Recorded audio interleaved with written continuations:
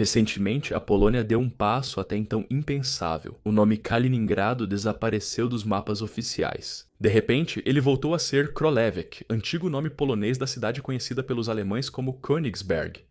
O Kremlin reagiu de forma quase histérica, dizendo que era um processo próximo da loucura, mas formalmente era só uma denominação no papel. Mas por trás desse gesto aparentemente pequeno, existe uma história muito maior que ainda tem impacto até hoje e que de repente volta a ser extremamente atual. Varsóvia observa há décadas esse pequeno e bem armado pedaço da Rússia entre Polônia e Lituânia com preocupação, reivindicação histórica e cálculo estratégico. Kaliningrado não é uma província comum. Em uma área com metade do tamanho da Bélgica vivem cerca de 1 milhão de pessoas. Kombaltsk está aqui o único porto russo no Mar Báltico que não congela, e a partir desse posto avançado, Moscou ameaça toda a ala leste da OTAN com mísseis e a frota do Báltico. Não surpreende que a dúvida sobre a quem esse território deveria pertencer reapareça na Polônia. Com o enfraquecimento da Rússia pela guerra na Ucrânia, uma ideia antes impensável ganha força. O que ocorre com Königsberg se o controle de Moscou um dia enfraquecer? Alguns poloneses até sonham com uma anexação por motivos históricos, enquanto outros cogitam caminhos diferentes. Rumo a um futuro onde esse território possa, talvez, integrar a Europa ou a União Europeia como o quarto estado báltico. Por isso, é preciso analisar esses planos com mais atenção. Por que Kaliningrado ainda tem importância emocional para a Polônia? Que planos concretos houve e há para controlar esse território e por que sempre falharam? Como poderia ser o futuro desse enclave russo em uma Rússia enfraquecida ou desintegrada? Vamos analisar essas questões no vídeo de hoje. Aproveite! A cidade foi fundada em 1255 pela Ordem Teutônica e recebeu o nome do rei da Boêmia, Otakar II. Königsberg foi por séculos o centro da Prússia Oriental e cidade de coroação dos reis prussianos, mas por muito tempo também esteve ligada à Polônia. Após a guerra contra a Ordem Teutônica, Königsberg ficou sob a soberania da coroa polonesa no século XV. Quando a Ordem se transformou em 1525 no Ducado Secular da Prússia, este tornou-se um feudo da Polônia.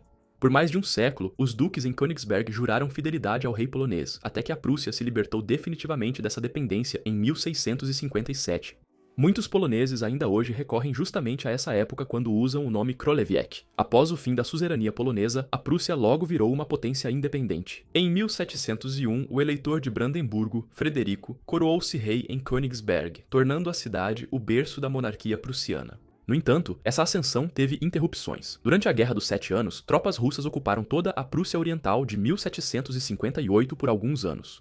Os habitantes de Königsberg, incluindo o jovem Immanuel Kant, tornaram-se temporariamente súditos da czarina russa. Já naquela época ficou claro como essa região do Mar Báltico era disputada e mudava de governante com frequência. Mas, ao longo do século XVIII, durante o século XVIII, a situação se voltou contra a Polônia. Nas partilhas iniciadas em 1772, a Prússia anexou grandes partes do estado polonês enfraquecido. Especialmente importante foi a conquista da Prússia Ocidental, pois assim a Prússia Oriental foi conectada pela primeira vez por uma faixa contínua de terra ao restante do território do estado prussiano. Por outro lado, a Polônia tornou-se um país que pouco a pouco desapareceu completamente do mapa, enquanto Königsberg se consolidava firmemente na esfera de poder prussiana e mais tarde alemã. Em 1871, a cidade foi incorporada ao novo Império Alemão, tornando-se o posto mais oriental da Alemanha. Mas o verdadeiro momento em que a Polônia de fato tentou tomar todo o território veio com o fim da Segunda Guerra Mundial. Com a derrota da Alemanha evidente, os aliados iniciaram negociações sobre o futuro mapa da Europa. Na Conferência de Teherã, em 1943, Iosif Stalin pessoalmente traçou uma linha vermelha sobre um mapa da Prússia Oriental. O objetivo era claro: a União Soviética queria o norte, incluindo Königsberg, para ter um porto livre de gelo no Mar Báltico. Mas a liderança polonesa daquela época, sob controle de Moscou, tinha ambições ainda maiores. Em documentos e planos oficiais, o governo de Varsóvia reivindicava toda a Prússia Oriental, incluindo Königsberg. Para a Polônia, isso teria sido uma enorme valorização, uma compensação pelos vastos territórios no leste que estavam sendo perdidos para a União Soviética ao mesmo tempo. No entanto, contra Stalin pessoalmente, Varsóvia não tinha chance. No verão de 1944, o Comitê Polonês de Libertação, sob controle soviético, assinou acordo cedendo o norte da Prússia Oriental, incluindo Königsberg, à União Soviética. Na Conferência de Potsdam, em 1945, essa divisão foi então selada. A Polônia ficou com o sul da Prússia Oriental, Vármia-Mazúria, e o norte passou para a administração soviética. Um ano depois, Königsberg foi renomeada Kaliningrado, em homenagem a Mikhail Kalinin. E exatamente esse nome continua sendo uma questão política até hoje.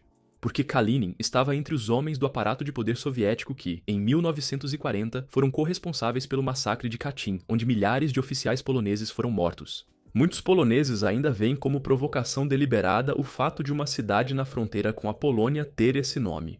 Isso também explica por que a volta ao nome antigo da cidade teve tanta aprovação no país. Pois, ao mesmo tempo, nunca se conformaram totalmente com a divisão. Outro momento em que o futuro da região parecia totalmente incerto veio com o colapso da União Soviética. No início dos anos 90, Moscou enfrentava uma grave crise e precisava de dinheiro. Relatos indicam que a liderança soviética e depois russa chegou até a colocar a região de Königsberg à venda.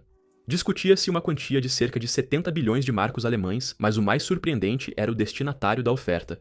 A oferta foi feita a Bonn, não a Varsóvia, e o governo alemão de Helmut Kohl recusou educadamente. Durante a reunificação, ninguém quis discutir novas questões territoriais, e a Alemanha já havia renunciado oficialmente a todas as reivindicações no leste no Tratado 2+4.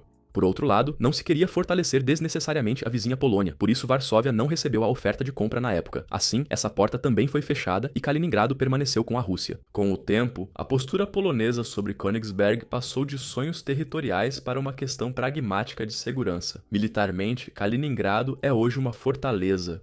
A Rússia rearmou maciçamente o enclave ao longo dos anos. Estão aqui modernos mísseis Iskander, possíveis de equipar com ogivas nucleares, e sistemas de defesa aérea de longo alcance, cobrindo o espaço aéreo sobre boa parte do Mar Báltico. A situação se torna especialmente delicada devido à proximidade geográfica com o chamado Corredor de Suwałki. Essa faixa de 65 km entre Polônia e Lituânia é a única ligação terrestre dos estados bálticos com o restante da OTAN. Ela também separa Kaliningrado de Belarus, aliado russo. Especialistas militares veem esse corredor como um dos pontos mais perigosos da Europa, pois um avanço russo poderia isolar os estados bálticos da aliança. Desde a guerra na Ucrânia, a situação ficou perigosa novamente, com Rússia e Polônia voltando a ser inimigas diretas. Vemos quase toda semana ameaças do Kremlin contra Varsóvia, colocando a Polônia em risco direto a partir de Kaliningrado. Mas você também está em perigo e vulnerável, pois seus dados estão disponíveis na internet.